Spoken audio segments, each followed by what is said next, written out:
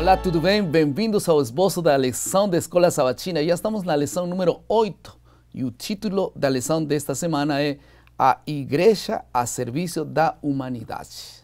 Está conosco, mais uma vez, o professor Leandro Quadros, que é apresentador do programa de televisão Na Mira da Verdade. Bem-vindo, professor Quadros. É uma satisfação, pastor Edson, estar novamente aqui também com os nossos internautas.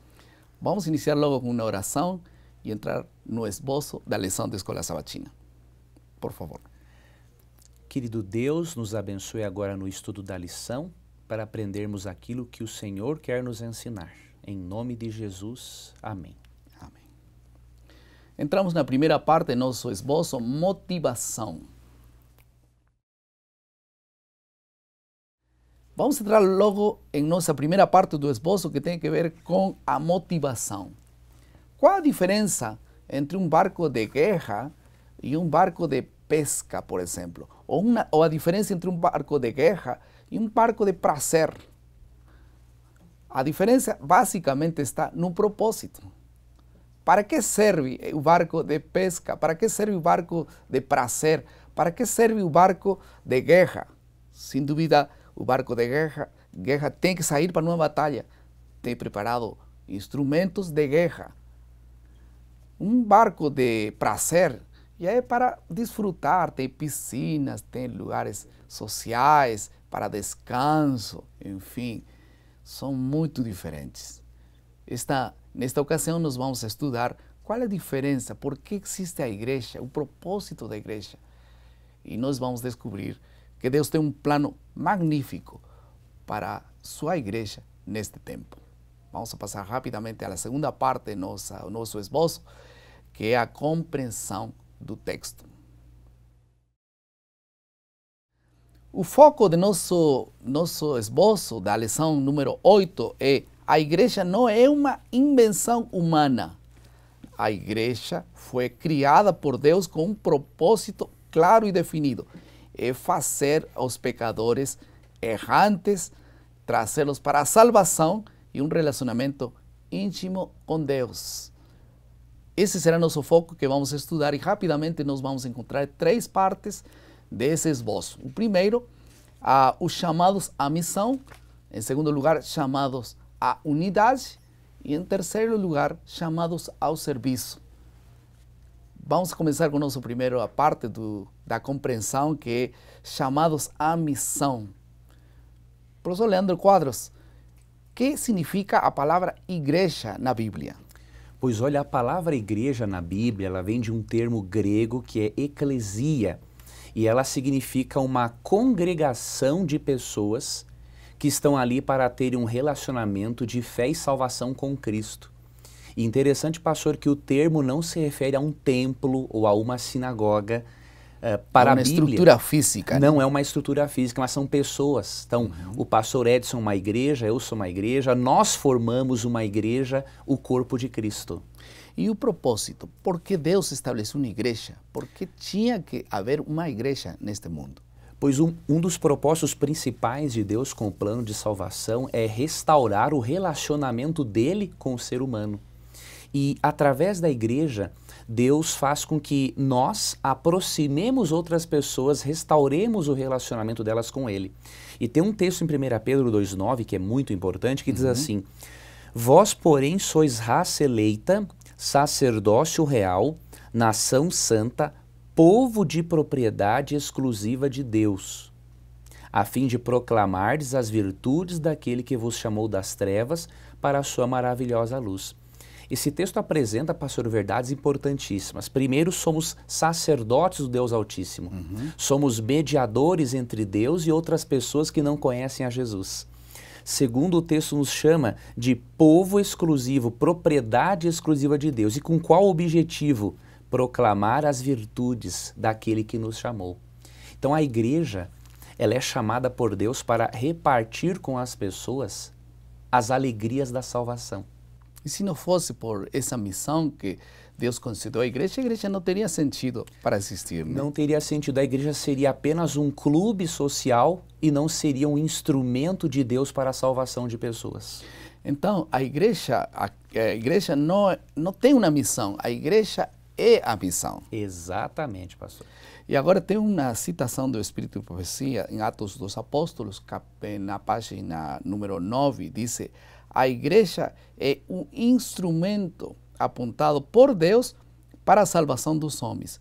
Foi organizada para servir a missão e levar o evangelho ao mundo, com propósitos missionários, né? Missionários, pastor. E para nós podermos fazer esses propósitos missionários é muito importante que a igreja tenha aquela característica de João 13:35. Lá Jesus diz assim: se vocês amarem uns aos outros, nisso as pessoas vão saber que vocês são meus seguidores. Então, uma igreja missionária em que as pessoas se amam é um dos maiores testemunhos a favor do evangelho. E agora, falando de testemunho em favor do evangelho, um chamado à unidade. Este não é um propósito, provavelmente, mas é uma função fundamental da igreja e uma característica primordial da igreja. João capítulo 17, verso 21 e 22, Jesus ora pela unidade da igreja. E então, quão importante é a unidade da igreja para que ela cumpra a missão? É tão importante, pastor, que a unidade da igreja fez parte da oração sacerdotal de Cristo. A unidade da igreja é tão importante porque tem aquele ditado, né? Todos devemos puxar a corda para o mesmo lado. Se puxamos a corda para lados diferentes, não teremos sucesso. E se nós não nos mantivermos unidos como igreja, o que acontece? A desunião promove desavenças. E com essas desavenças, nós estamos dando mais tempo de vida para o demônio. Quanto mais a igreja é desunida, mais demora para Jesus voltar. Tem pessoas, pastor, que acham que devem reformar a igreja saindo dela. Só que essas pessoas não percebem que estão sendo usadas pelo demônio, porque o demônio é que promove a desunião para ele ganhar mais tempo de vida e fazer o mal. E aí Paulo tem um conselho fantástico em 1 Coríntios 1:10 sobre a importância de sermos unidos. E aqui diz o seguinte: rogo-vos, irmãos, pelo nome de nosso Senhor Jesus Cristo, que faleis todos a mesma coisa, e que não haja entre vós divisões. Antes, sejais inteiramente unidos na mesma disposição mental e no mesmo parecer. Paulo implorou para que a igreja se mantivesse unida, num mesmo parecer, numa mesma disposição mental, porque é através da união que nós temos força para cumprirmos com a missão e apressarmos a volta de Cristo e, consequentemente, darmos menos tempo de vida para o diabo. Agora, a unidade da igreja não depende de nós, né? A Bíblia fala, o Espírito de Profecia especificamente fala no livro Testemunhos para a Igreja, página 9, a unidade com Cristo produz união de uns para com os outros. Pastor, isso é uma coisa fundamental. Quando nós estamos unidos a Jesus, somos amigos de Jesus, nós nos unimos com as pessoas a quem Jesus ama. Agora, quando nós passamos a olhar mais para o defeito das pessoas e não para Cristo, aí nos tornamos críticos, pessoas rancorosas, que ao invés de trazerem soluções, só criticam a liderança da igreja. Tais pessoas não estão olhando para Jesus e nós precisamos aprender, amigos, a olharmos para Cristo, para que possamos amar as pessoas como Cristo ama. Vamos passar à terceira parte da nossa compreensão, chamados para o serviço. E aí um texto bíblico, 2 Timoteo, capítulo 2, verso 15, fala disto: e exorta e repreende com toda autoridade. Ao pé da cruz todos somos pecadores e nós precisamos sujeitar-nos uns com os outros, né? Parece que aqui a Bíblia fala de ordem, de autoridade. É necessário ter, assim, líderes na igreja? É muito importante, pastor, porque o reino dos céus é com base na organização. Então, ali em 1 Coríntios 14, 33 e 40, Paulo diz assim, que tudo seja feito com decência e ordem. E nesse texto aqui de 2 Timóteo 2,15, ele fala que Deus comissionou pessoas para exortarem e repreenderem o pecador com autoridade. Mas interessante é que isso não coloca uma pessoa como sendo mais importante do que outra. Na Bíblia, a única diferença entre os cristãos é na função que cada um desempenha no plano de salvação. Isso quer dizer que não existe um chefe da igreja, ou sim? Ótima sua observação. Não existe chefe, mas existe um líder. É diferente. Um chefe é um ditador, ele impõe. Um líder, ele guia, ele mostra, coordena. E aí o corpo de Cristo se desenvolve com organização, todos juntos com o mesmo propósito. E é interessante, todos ao pé da cruz somos pecadores. Todos. Mas Deus definiu para cada um dons espirituais, dons de serviço, dons de pastor, dons para poder liderar a igreja, enfim, todas estas classes de obreiros, porém deveriam trabalhar em harmonia, disse o Espírito e Profecia em Atos dos Apóstolos, página 92. Vamos a passar rapidamente à terceira parte do nosso esboço, que é a aplicação.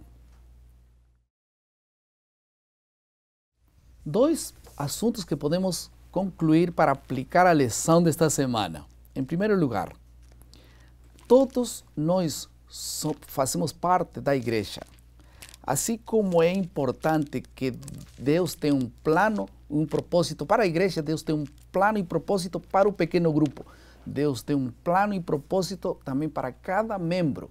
A pergunta é, já sabes qual é o propósito que tem Deus para ti, para mim? Esse é um assunto que nós temos que descobrir todos os dias com muita oração e com muito rogo perante de Deus. Que Deus nos dê o privilégio de descobrir qual é a missão que nós temos perante de Deus, né? É verdade, pastor. E aqui a senhora White diz nos Testemunhos para a Igreja, né, volume 9, crucifiquemos o eu, página 188, crucifiquemos o eu, consideremos os outros superiores a nós e assim realizaremos a unidade de Cristo. Para nós sermos unidos com Cristo, temos que crucificar o eu e sermos como João Batista em João 3,30. Ele olhou para Jesus e falou assim, importa que ele cresça e eu diminua. Que difícil, né? Que difícil considerar os outros maiores ou superiores a nós. Mas quando essa consideração se dê, a Bíblia diz, então estaremos unidos. Mas isso só se dá nos pés de Jesus. Só aos pés de Cristo. Propósito e unidade, fundamental para o crescimento e desenvolvimento da igreja. Vamos passar à última parte do nosso esboço, que é a criatividade. Há um texto do Espírito e Profecia no livro de Testemunhos para a Igreja, página 13, volume 6. Os olhos do Senhor se fixam em cada um dos membros de seu povo. Ele tem um plano para cada um. Deus tem um plano para cada um. Eu penso, qual é o plano de Deus para mim? É pregar o Evangelho, mas a quem, quando? Todos os dias. Deus tem um plano para nós. Não pode passar um dia sequer que nós não testemunhemos de Deus, não cumpramos o propósito porque nós existimos. Eu queria suplicar a Deus, os senhores que são líderes da Escola Sabatina, os senhores que já participam da Escola Sabatina, por que não suplicar a Deus para que Deus nos coloque no coração a certeza de qual é o plano? Que é o que eu tenho que fazer para Deus? Nós não temos que perguntar-nos por quê, senão para quê, Senhor? Eu tenho aquela doença, eu moro em aquele lugar, eu tenho aquele cargo, para quê? Deus tem um plano. Vamos orar por isso. Querido Pai, nesta lição desta semana, o Senhor fala no nosso coração.